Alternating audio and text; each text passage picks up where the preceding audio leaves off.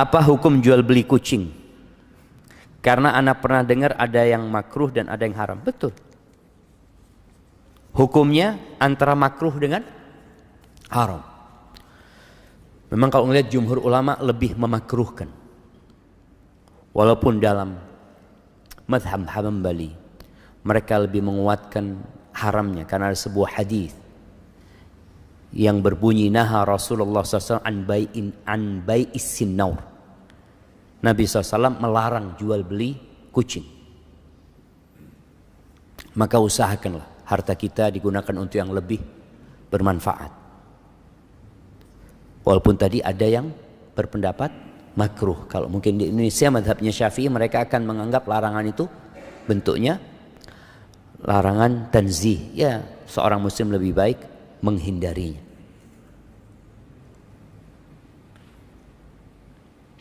Assalamualaikum Ustaz, afwan izin bertanya, jika di lingkungan ana masih banyak yang sering mengucapkan selamat atas bertambahnya umur, bagaimana ana menyikapi ucapan tersebut? Jika ana sudah mengingatkan dan tidak usah ucapkan itu pada ana, mohon pencerahannya. Mungkin antum ingatkan, umur ana ini bukan bertambah, tapi berkurang. Berkurang jemaah. Maka seharusnya, ya apalagi sekarang orang itu mengingat tanggal lahir pakai tanggalan Masehi, maka dirubah sekarang.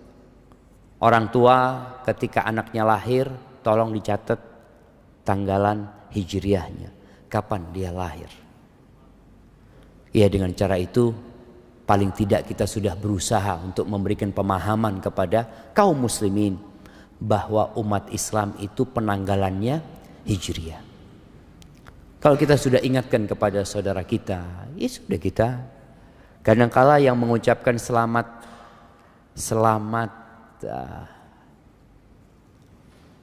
apa kalau selamat panjang umur, selamat ulang tahun. Ana sampai lupa cuma selamat ulang tahun itu Facebook cuma. Iya, Facebook itu mengingatkan antum ini umurnya berkurang sebenarnya gitu loh, supaya antum siap-siap gitu. Setahun ini antum ngapain aja dengan Facebook antum? Kadang-kala kan ada seakan-akan di situ kilas balik ya tentang kegiatan-kegiatan antum di situ. Kelak pada hari kiamat akan detail kilas balik itu jemaah. Allah akan ingatkan antum dengan semua yang antum kerjakan. Makanya penghuni surga ketika disuruh makan enak-enakan di sana mereka kulu washrabu hani'an bima aslaftum fil ayyamil khaliyah. Kalian silahkan menikmatin hidup di sini. Makan, minum tanpa takut penyakit, tanpa takut lelah ini dan itu. Bima aslaftum fil ayyamil khaliyah. Karena apa yang kalian lakukan, yang kalian perbuat di hari-hari yang telah berlalu, di waktu kita jemaah. Barakallahu fikum.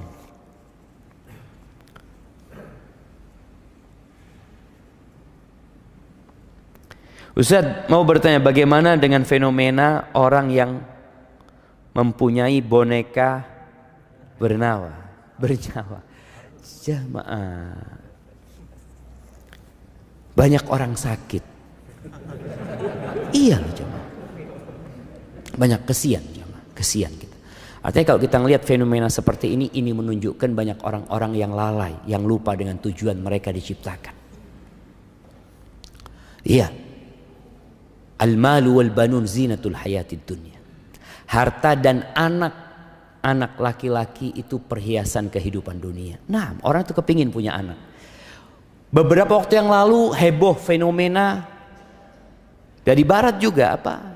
Child free atau free child? Iya, child free yang nggak mau punya anak. Sekarang lagi karena mereka nggak mau punya anak, tapi mereka punya dalam diri mereka insting kepingin punya anak. Gak bisa dipungkirin orang itu kepingin punya anak gitu. Orang-orang yang gak kepingin punya anak mengatakan hidup tanpa anak sebenarnya melisihi fitrah mereka. Ketika mereka menyimpang muncul yang namanya boneka ini. Jadi ingat, dosa itu melahirkan dosa. Dan Allah Azza wa Jalla mengatakan wala tattabi'u khutuwatis syaitan. Jangan mengikuti langkah-langkah setan. Setan tuh menyesatkan manusia nggak sekaligus, nggak langsung. Dan setan itu menggambarkan yang buruk baik. Ini mungkin yang terjadi dengan ya berbagai macam fenomena, dan ini tidak akan berhenti. Fenomena ini tidak akan berhenti, akan terus ada muncul yang baru, sampai kelak kiamat dan setan akan ceramah di atas mimbar. Allah kasih mimbar setan dari api. Ketika orang-orang mencela mereka, ini gara-gara setan, gara-gara iblis, gara-gara kata iblis, fala talumuni, kalian jangan nyalahkan ana. Terus apa nih? Walumu anfusakum, kalian salahkan diri kalian sendiri. Aku tuh kata iblis gak punya kekuasaan untuk menyesatkan kalian. Aku cuma panggil kalian, kalian ikut. Siapa yang salah? Kalian yang. Itu yang terjadi. Oleh karena itu bicara fenomena yang seperti ini, ya ada orang-orang yang kata Allah fi qulubihim marad, di hati mereka ada penyakit. Fazadahumullahu maradan, Allah tambahkan penyakit buat mereka. Maka kita perlu kasihan. Kita perlu kasihan. Di sini tugasnya seorang muslim ya, untuk berdakwah dengan cara yang baik, dengan penuh hikmah. Bicara boneka, di masa Nabi SAW ada boneka enggak? Ada boneka. Aisyah itu mainan boneka. Boneka yang dibikin dari bulu atau dari anunya domba ya, yang diikat, dari kain yang diikat. Ada boneka itu. Buat siapa? Buat anak-anak kecil. Sekarang emak-emak pegang boneka. Bapak-bapak pegang boneka. Anak kemarin dikasih tahu foto sama Soeb nih, Zat, lihat Zat. Ada seorang artis gendong 2 boneka. Ya Allah, anak ngomong, mudah-mudahan dikasih kesembuhan. Sahih jamaah. Kita doakan mudah-mudahan Allah sembuhkan mereka. Mereka sedang sakit jamaah. Orang yang waras, dia kepingin punya anak. Kemarin kita ketemu fenomena nggak kepingin punya anak, berarti ada masalah sama orang ini. Kemudian tahu-tahu dia mau punya anak dengan boneka tersebut. Apalagi ternyata ada keyakinan lagi dengan boneka tersebut. Haibati fillah. Cuma masalahnya, orang yang lemah itu akan selalu meniru orang yang dianggapnya kuat. Boneka ini datang dari mana? Dari Madura? Dari Sulawesi? Bukan. Dari sono, dari luar sana. Dan Rasul SAW mengatakan, la tattabi'unna sanana man kana qablakum. Kalian benar-benar akan meniru gaya-gaya orang sebelum kalian. Hadwal qudzati bil qudzah, shibron bi shibrin. Kalau mereka melakukan perbuatan 1 jengkal, kalian akan sama persis mengikuti mereka. Zira'an bi zira'in, 1 hasta, sama persis. Hatta law dakhalu juhra dabbin la dakhaltum. Sampai kalau mereka itu masuk ke lubangnya dab, ini semacam iguana padang pasir jamaah, masuk ke lubangnya yang sempit, yang busuk, kalian akan masuk. Kata para sahabat, ya Rasulullah, al-Yahud wan Nasara, orang-orang Yahudi dan Nasrani, siapa lagi kalau bukan mereka? Dan kita bisa melihat persis umat Islam mengikuti gayanya mereka. Anakumullah. Dan kita sekali lagi kita perlu mendakwain mereka, dikasih penjelasan tentang, bukan tentang boneka itu. Antum kalau ngomong sama orang-orang yang pegang boneka itu, jangan ngomong tentang boneka itu. Dia sakit hati. Terus ngomong tentang dirinya. Engkau diciptakan buat apa sebenarnya? Siapa yang menciptakan dirimu? Sentuh hatinya, supaya dia tidak jadi lebih buruk daripada binatang-binatang ternak yang tidak tahu dengan tujuan diciptakan.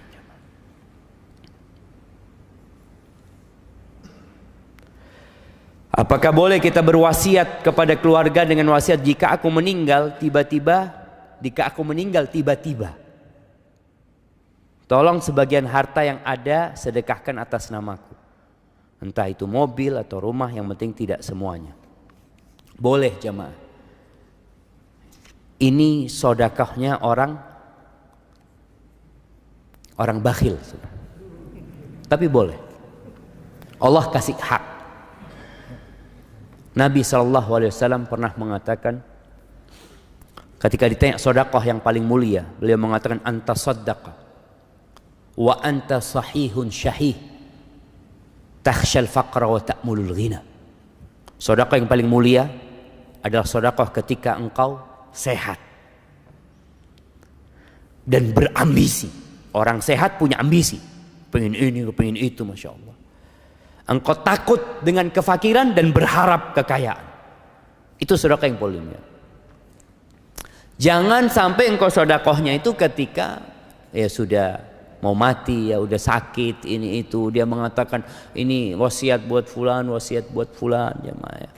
Tapi nggak apa-apa jemaah. Nih buat orang-orang yang bakhil, paling tidak antum sedekah setelah mati. Iya, masih ada, pahalanya beda tentunya. Pahalanya berbeda, tapi tetap ada pahalanya gitu. Dan diperbolehkan sepertiga. Antum wasiatkan kepada keluarga, tapi wasiatnya jangan ngomong kalau aku mati tiba-tiba.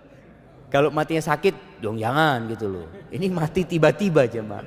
Jadi wasiatnya itu pokoknya kalau aku mati mau tiba-tiba, mau sakit, mau apa, maka seperti itu. Nggak apa-apa sedekah. Paling tidak tadi antum catat. Antum catat, dan kalau bisa, kalau antum punya banyak harta ya, tapi antum tadi masih cinta sama harta antum datang ke notaris, bikin surat pernyataan berapa yang boleh diwasiatkan, sepertiga. Kalau antum mau seperempat nggak ada masalah, karena Nabi SAW mengatakan ats-tsuluts wa-tsulutsu katsir, sepertiga dan sepertiga itu banyak. Kenapa? Karena kalau antum sudah mati, sebenarnya harta itu jatuh kepada siapa? Ahli waris gitu. Jadi antum ngurangi hak ahli waris, maka diperbolehkan cuma sepertiga. Kalau antum hidup sehat, semua mau disedekahkan, terserah antum.